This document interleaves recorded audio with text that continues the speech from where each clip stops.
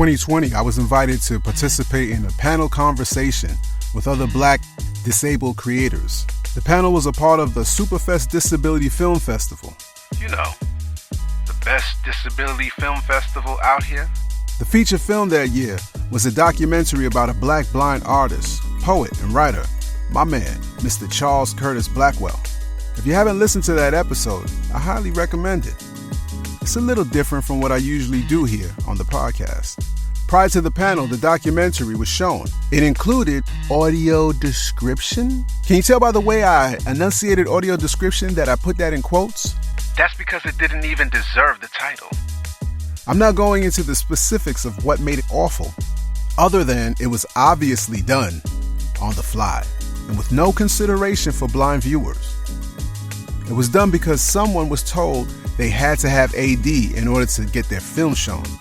It's an example of when compliance approach to AD goes wrong. I don't place any blame at all on those responsible for Superfest. Rather, the blame lies solely with the person responsible for creating that AD track. Unfortunately, maybe fortunately, the recording of this specific panel is lost. It no longer exists. If it were, you would hear my rant about the awful audio description. Oh well, I'll sum it up for you. Any film being made about blind people or a blind or low vision person that doesn't include audio description is, say it, exploitive. If the protagonist or the main subject of the film can't independently consume the content, that's wrong. It tells me that this person or those like them aren't even considered as consumers, rather just subjects to be put on display for someone's entertainment. The recording may be gone, but I do recall putting filmmakers on alert. Anyone using blind people as props in their films, videos, or any visual content and not making that accessible via audio description or image description, well, you gets no more passes. Do not even try to correct my English. I've accepted excuses in the past based on ignorance. I had no idea about audio description. I get it. It's true. How can someone know what they don't know? But come on. If your subject matter is in any way related to blindness and you haven't even considered how blind people will consume your content, #no more passes. I think it's worth calling it out when we see it. That doesn't have to be publicly, but it needs to be discussed. No more passes, y'all. But 2020 feels like ages ago. Today, I have a much better version of this story. That's a film featuring a blind person that not only includes access, but they pay special attention to describing the unseen. So, it's the second episode of the Flipping the Script on Audio Description 2023 season. Another one. I'm Thomas Reed. Welcome to Read My Mind Radio. Let's get it. Read My mind. Read My mind.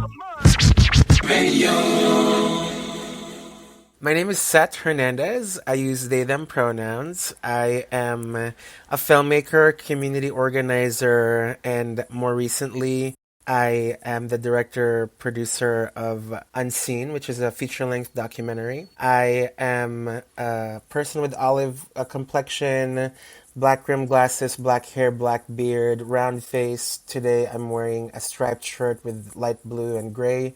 The film follows my friend Pedro. My preferred pronouns are he, him, they, them. I'm a social worker. I'm 5'9", light brown. I'm bald, and I wear glasses. As he navigates the uncertainties of life being an undocumented immigrant who also happens to be blind. Pedro was your friend. Were you guys friends before the film? We met because I'm also an undocumented immigrant. I've been doing community organizing since I was 18. I was involved in this program that was providing professional development opportunities for undocumented young adults. Dream Summer? Pedro was part of this cohort that we had that year to do work around this area of healthcare and immigrant justice. Part of Seth's role in communications for the organization included pitching stories to the press and making YouTube videos about the work the cohorts were doing. Seth became more interested in Pedro's story as his stood out from others. Pedro was the only person who we knew to have a disability in the program at the time. I've come to realize how the experience of having a disability and being undocumented are very much not discussed often in the rhetoric of the immigrant rights movement that I have been a part of. There's often like this erasure and maybe even like ableism in the narrative of the immigrant rights movement. This idea that to prove your worthiness to become a citizen, you're like hardworking, tax-paying, and all that stuff. It kind of values the person based on their economic output as opposed to their full humanity. My intention really was to uplift this experience of the intersection of disability and immigration, which hasn't really been discussed much in the movement that I've been a part of. How did you approach Pedro with the idea? Like, hey, I want to follow you around. I remember I was driving home and I got to my apartment building in the garage, and that's when I was talking to Pedro about first reaching out to him for filming. This was, I think, maybe May or April 2016 when Barack Obama was still president. In this particular case, the spotlight comes with additional risks. Each undocumented person weighs risks for themselves individually. Back then, I was going through a really rough patch. I was barely in the middle of my undergrad. I thought I didn't have anything to lose. Within the experience of being undocumented, it's almost like every moment is risky. For example, DACA, Deferred Action for Childhood Arrivals. When I first applied for DACA a decade ago, there was this idea that once you submit your information for DACA, it can give you benefits, but also you're pretty much telling the government that you've been here undocumented. Here's my address, here's my information, and I'm going to move forward with this application. If this program gets rescinded, then the government has your information. Do I take this risk, or do I try to live my life and try to access the benefits that this program can offer me? The greater the risk, the greater the return. We were able to get DACA because of the organizing of undocumented youth. A lot of the tactics that we used was to tell our story. 11 million undocumented people at the time. We're like the statistic with no identity. In many ways, coming out of the shadows and standing in our truth, really acknowledging our experience and our inherent dignity as human beings in this country who are part of our communities. That act of telling your story is pretty much putting a spotlight on you. Like, I've been in the shadow all this time, now I'm gonna come out. What's the risk that it has for me to tell my story? And what are also the prospective opportunities that I can gain from this? There are risks in making a film explicitly about an undocumented person. There's like individual risks, but there's a benefit also for our community and maybe ourselves that we kind of have to take into consideration. I don't consider myself an activist. I have a great respect for activists doing all the grassroots work. It takes a lot of work and it takes a big toll on your mental health. So because of my frail mental health, I honestly don't think that I would be able to do it. I feel that I work best when I'm behind the stage. Even in my line of work, I don't really like to do group work. I do mostly one-on-one with a client, and that's what I do best. I like to have a more controlled environment. Personally, I'm a card-carrying member of the Control Freak Club. But there's some real value in letting go. I've been chewing into the idea of surrendering. Back then, I was very resistant of what was going on. Knowing that I didn't have any control over my life because of my disability, my immigration status, my mental health, it put me in a position that I wanted to have control over everything. Because it felt very uncertain. It felt that if I didn't have control, my life was gonna get into a rabbit hole. But the more control that I wanted to have in my life, the more that I was getting into that rabbit hole. So it became very counterintuitive when I started exploring the idea of surrendering. It's just letting life flow and being okay with it, accepting that things are how they are and that life is not fair.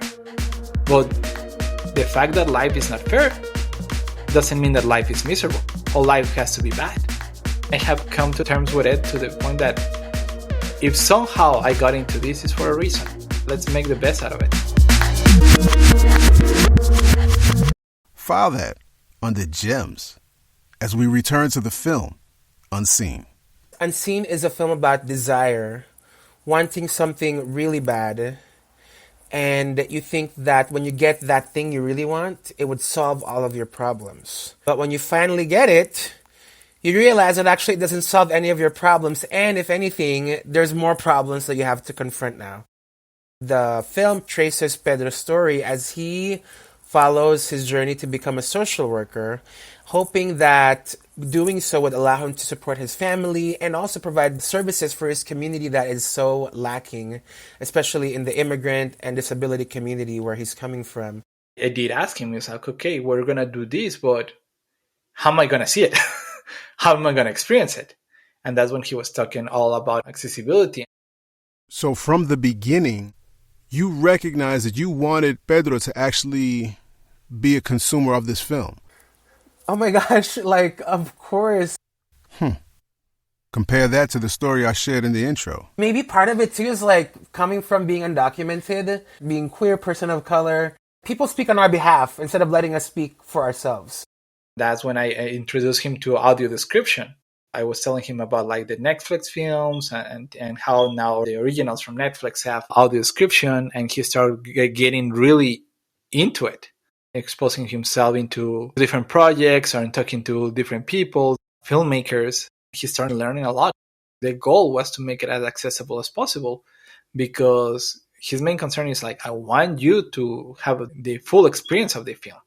I'm very much a believer in, I don't know what's best for you, you know what's best for you. Pedro actually was in many ways, my teacher and mentor also around so many things. Accessibility, mental health, emotions. Beyond accessibility, Pedro is like truly one of the people that have taught me a lot about life, and his friendship has really been so important to me. That relationship comes through in the film, as well as in the attention to detail in the implementation of the access. Toni Morrison, she has this interview with Charlie Rose where he was asking her if she'd ever consider writing a story about white people, I think. I think that was the framing of it. But ultimately, Toni Morrison said, it's like our lives have no meaning without the white gaze. Relatedly, I feel like you can apply that to the experience of many communities. The stories of undocumented people have no meaning without the gaze of citizens. The stories of people with disabilities have no meaning without the gaze of the non-disabled. Assigning value only when it reaches a standard set by a dominant group, as opposed to being a full participant in telling your story. For marginalized groups, historically, that just hasn't been the case. In documentary filmmaking also, the people who have a lot of resources are often people who are not from our communities. To be honest, like white filmmakers telling stories of people of color and non-disabled people, telling the stories of people with disabilities. I'm very much a person who likes really honoring and preserving relationships and friendships. I have a lot of people in my life that I love and cherish. I wouldn't want to cause any harm to Pedro. At the end of the day, Pedro, this is like your life story. How can I work with you to amplify the experiences that you have, making sure that it's as enjoyable for you when we finally get to experience it with an audience. I may be an undocumented queer person of color, but being a non-disabled person, there's also like certain considerations that I have to be mindful of that Pedro experiences all the time. Scene one, Apple, take one. Filmmakers have this idea that they're going to change the world with their films, especially if it's about a social justice issue or a person navigating really difficult experiences in life. But how can you expect your film to change the world if you're like hurting the person that you're featuring in the film?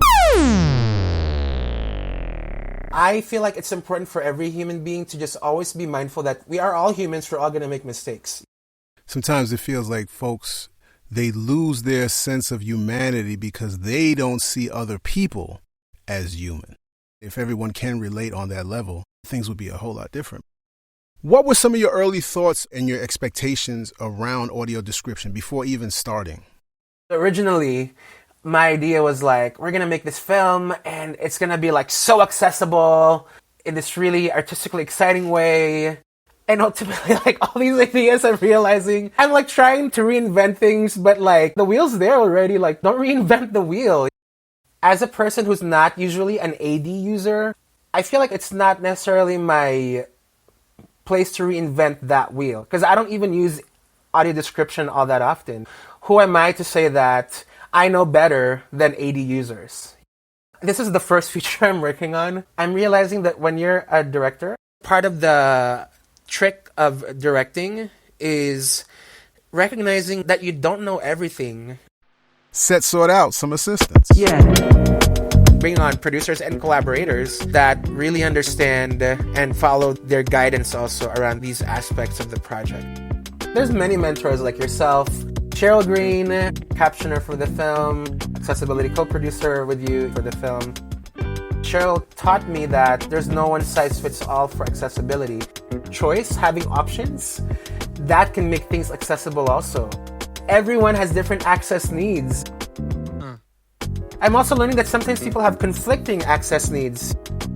It's really important to understand my own limitations, my own learning curves. I should also share another mentor in this project, Matt Lauterbach. In addition to AD and captions, there are several parts of the film that are in Spanish and include English subtitles. Rather than having one voice for each, multiple voices were used to easily distinguish between characters, human voices, along with an authentic Spanish-speaking human narrator. Read My Mind Radio family member, Nefertiti Matos Olivares. As with any film project, description is constrained by the available time that doesn't overlap with any dialogue or informative sound design or music. Often blind and low vision AD viewers don't learn of the visual aesthetics of a film. In Unseen, the majority of the film is blurry. The idea was, how do we invite people to watch a movie by listening as opposed to by like leaning into all the visual information that cinema usually does. Also, Pedro is a social worker. He spends a lot of his time listening to other people. What is it like now for us to spend the next 90 minutes of our lives listening to this person who spends so much of his time listening to others? We realized that blurriness can also imply uncertainty of life. The visual aesthetic just pretty much had more like thematic implications. The idea was never to simulate blindness, but of course also like the intention might not have been that, but the impact is that. I'm curious also like how that landed on you, because I feel like it would be also great to know your perspective.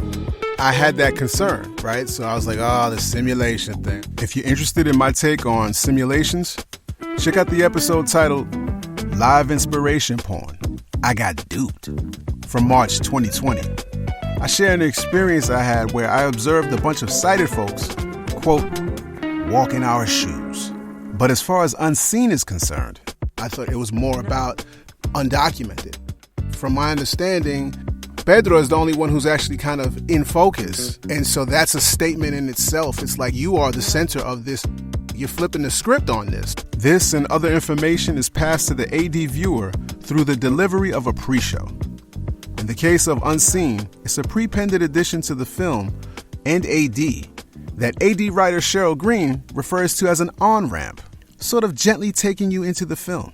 For nearly all of the film, most everything and everyone is blurry, and often only Pedro and his guide dog Tyler will come into focus. Now and again, a few other people may also be in focus, but usually the scene is compressed into a hazy blur that creates distance between Pedro and the world. The film begins with that hazy blur on a piercingly bright day. A black screen, then bright white light fills the view. Shapes move through it. Keep going, Tyler. Details make a big difference. The little things such as, since it's a bilingual film, having like different voices for some of the characters, so you can distinguish who's talking in each scene. It makes it more accessible. Little details that might not seem important for other people makes the experience more enriching. It's an art because you have to describe something in such a rich way for a person to paint a picture in their mind. The thing about images and, yes, audio description, it's subjective. I guess it's all about perception. For instance, the scene with the traffic, how Seth make it seem that it was like I was about to get run over. I just knew this scene was going to come up somehow in our conversation.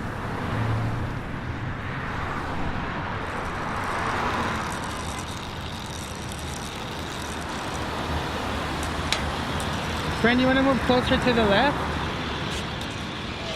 Okay, so... No. Okay. You okay? Yeah, I'm okay. Okay. Stick to your left. Don't get run over. According to me, I'm still in the curve, no? You are still on the curve, yeah. No, I'm just like... Fast cars! Seth's concern, while probably not warranted, is something many of us have experienced. It comes from a good place, but can have real repercussions. It made me doubt for a second. I actually had to double check with my cane how close I was from the curve. I was right. I was not that close to the curve. When it comes to orientation and mobility, we have to have trust in ourselves, as Pedro did. When consuming AD, we're trusting in someone else's perspective. While AD paints images from a palette of words, it inherently leaves out those who speak other languages, which is a missed opportunity, especially when television and movies can often bridge all sorts of gaps. Novelas, in a way, is an excuse to spend time with your family. In order to strike a conversation with my older folks, I just asked during the commercials, like, okay, tell me what's going on. The accessibility is not there. I highly doubt that it's going to be there anytime soon because the stigma with disabilities and Spanish media don't have our interest in mind. Let's be clear, that stigma, ableism, we know exists in every community. Pedro recognizes and acknowledges the work of the Spanish-speaking disabled community pushing back. It takes a minute to change people's minds and to help them see a different perspective. What conversations do you really want to start with this? Seems like there's multiple. Love this question. Yes, there are multiple. There was this article called The Evolution of Impact by two of my mentors, Sonia Childress, Sahar Driver. When we think about social issue films, the idea of impact that we have in mind is like this macro socio-political impact. We're going to change laws. We're going to transform society. We're going to make it more just and equal. We want to make sure that this film contributes to really bringing together the disability and immigrant justice movement in the U.S. to begin with, maybe also in other places. Historically, in the immigrant rights movement, we don't really uplift the experiences and the needs of people with disabilities. And likewise also, I've heard that in the disability justice community, there's not often a recognition that sometimes a person doesn't have documentation and something like the ADA might not benefit them. How do we uplift these realities? The first step is just to start talking about it. The three issues can be very sticky issues, very uncomfortable issues for many groups: immigration, mental health, disabilities. And just having an excuse to start conversation about those topics, challenge the previous views about those topics. If we can start a conversation and start opening up our ears and our hearts and our eyes more into those topics and just explore them for what they are. It's just part of life, just part of an identity of a person. But it's not the whole person. If we can accomplish that, we would have done our job. But in the course of making the film, I'm realizing that it also had a very personal impact on the people who are involved in the film. So many of our team who understand their experiences to be so similar to Pedro's, whether they're other undocumented individuals, other people with disabilities, finding a story that's so much about the roundedness of a human being, not just about the issues that they're facing. It's like a healing-oriented goal. That's not to say that the other goals around socio-political aspect of the story no longer exist, because they're very much still there. You don't have to, but is there something that you would want to share about how this personally impacted you, this whole process? I mean, this is years of your life. Yeah. For the longest time, I was thinking so much about organizing the world around me, the injustices that everyone faces. I minimized the pain and the struggles. Oof, I don't know, I'm feeling emotional. I think being in touch with my humanity allowed me to also understand the things that Pedro talks to in the film, his own inner demons that he's struggling with, depression, worries, fears. Those are things that I feel also as a human being, but for the longest time I suppressed them because I was like, there's bigger problems in life. Why am I worried about my own tiny world? I think it was in the course of making this film that I'm realizing I have to open up myself to my own humanity so that I can also understand the humanity of the person whose story I am trying to uplift with this film.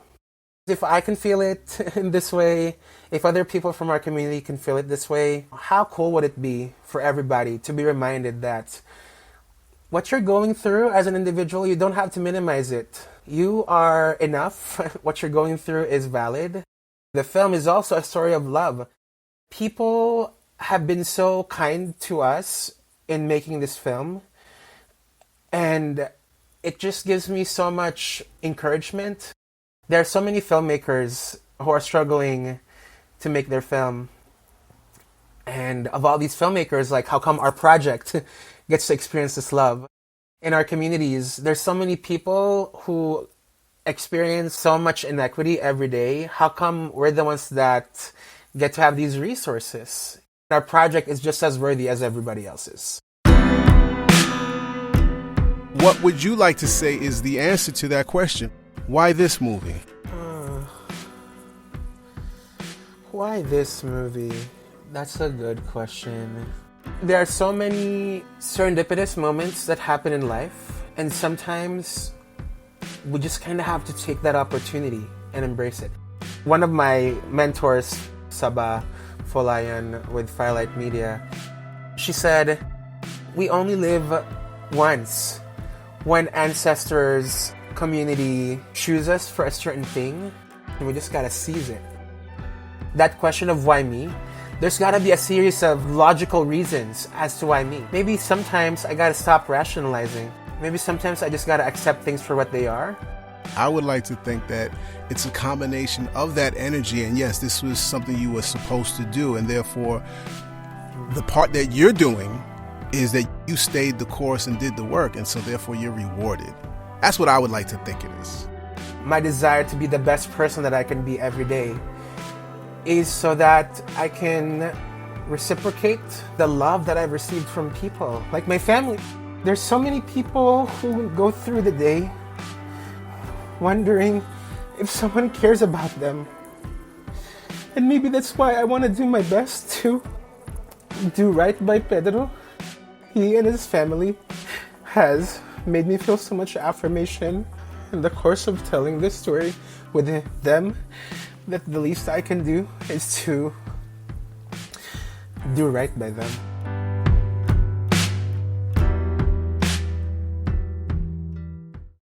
Unfortunately, our experiences with audio description don't always leave us believing that others care to do right by us. That could mean the listening devices in the theaters that seem to never work, movies and television shows still released without audio description altogether. Sitting in a classroom and the instructor announces they're going to play a video and there's no AD. Pedro came to believe this was just the norm, but today he finds himself constantly confronting that stigma. And when the result is access, audio description, for example, the results are quite different. You feel that you are starting to belong more. You feel that you connect more with your peers. You feel that you are part of the gang. You're no longer the outsider. Belonging. connecting, no longer an outsider, finally being seen. As of early June 2023, Unseen is steadily being accepted into film festivals, including Hot Docs in Toronto, LA Asian Pacific Film Festival, and more. And it was announced that it will also be a part of the PBS documentary series, POV. They are including us for season 36 for a national broadcast in the US and US territories. Every screening that we have, we're making it explicitly named that AD and captions are available so that if you are an AD user, you're not wondering, is this going to be accessible for me? We're making sure that venues are accessible for wheelchair users, ASL interpreters, CART, bilingual interpretation if need be. One of the mentors for the project was saying, this film in essence is an invitation for folks who don't often think of the film festival or the theater as a space for them. This film is really an invitation for everybody, like, hey, come! We're making this theater like as accessible for you as possible, but also the recognition that accessibility is not a one-size-fits-all. So please do give us feedback, if there are things that we can continue to improve. Congratulations, Seth. Thank you so much. It took a village. Congratulations to all of us. I'm reflecting on when we first met over Zoom. Summer 2020, fall 2020 when we first met you. 3 years later. 3 years later, oh my God. Now you want to check out Unseen. At Watch Unseen Film, or you can also follow us on our website, unseen-film.com. What a difference a few years can make. Contrasting the film I mentioned at the opening of this episode and Unseen, I don't think the difference has anything to do with time. Some may say it's an awareness of accessibility. I think Seth actually hit on the fundamental difference.